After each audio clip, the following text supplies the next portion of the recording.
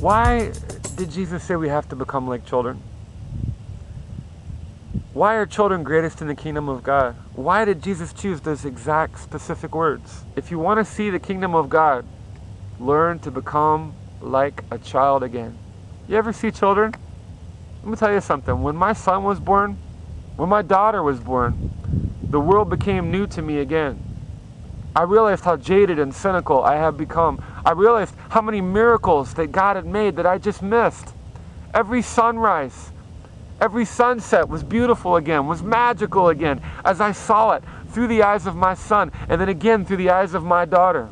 Every bird in the field, every cloud in the sky, every tree in the forest, the sound of crickets and the sound of birds and the sound of water. It was all wonderful again, and I realized what a miraculous place this world is.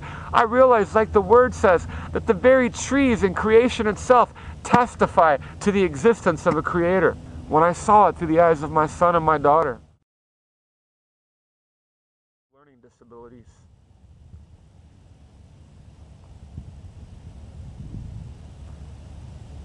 Jesus said, if we forgive men when they sin against us, then our Father in heaven will forgive us. But Jesus said, if we do not forgive men when they wrong us, neither will our Father in heaven forgive us.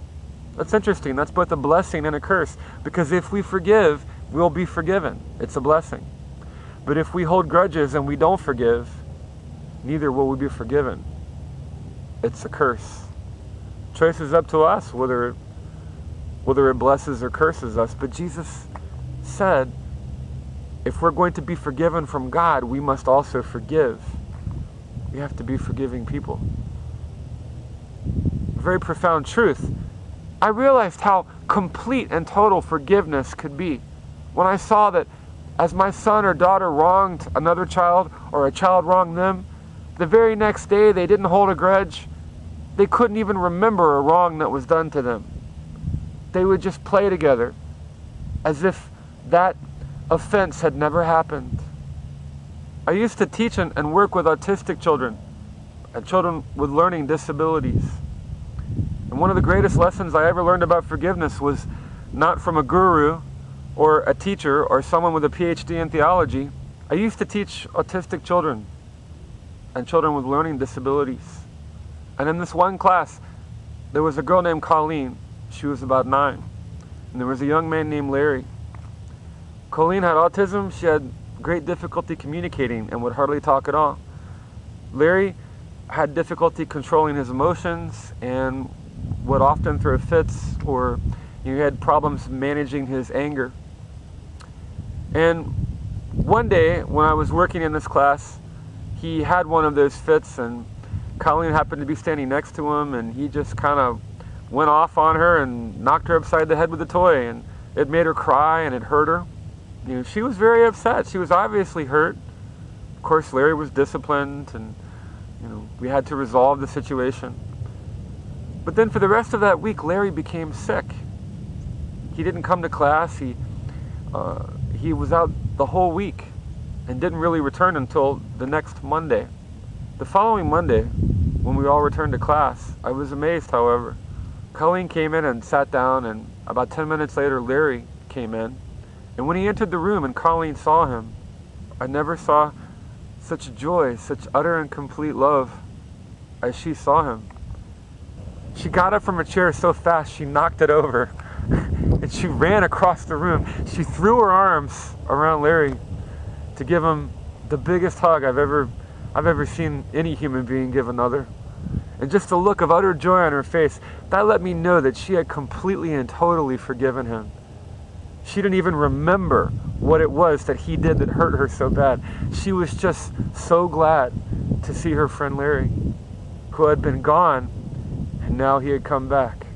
I learned more about forgiveness from a 9-year-old autistic girl and a 7-year-old boy with a learning disability than I ever learned from a class that taught theology or from teachers or preachers. See, that's the real meaning of forgiveness. Now, how come we don't get that as adults?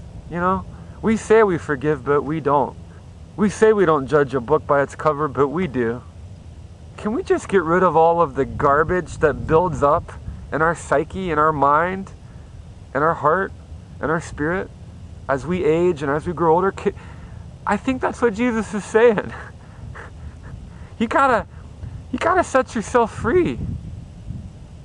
If you want to enter the kingdom of God, you gotta let go of all that. You can learn a lot from a child. Jesus says if we want to enter the kingdom of God, we have to become like children. Learn to see the beauty in God's creation. Learn to recognize the little miracles that come to you every day. Be slow to anger and quick to forgive. Life is too short to hold grudges.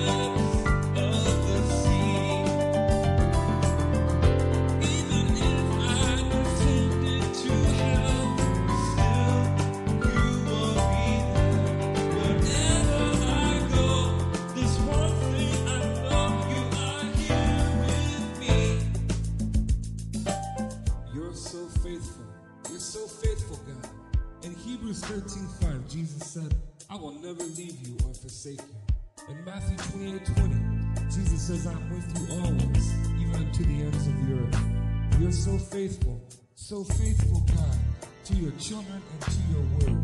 Your word will not return to you void. It will accomplish all things for which it was sent. Your promises stand, they cannot be destroyed. You're so faithful, God, I must confess, you are faithful to your children and your word. Philippians 4:13, I can do all things through Christ who strengthens me. Luke 10:19, behold, I've given you power and authority to trample on serpents and scorpions, to overcome all the power of the enemy, and nothing shall by any means harm you. James 4:7, submit yourselves to God, resist the devil, and he will flee from you. 1 John 4:4, greater is he that is in you than he that is in the world.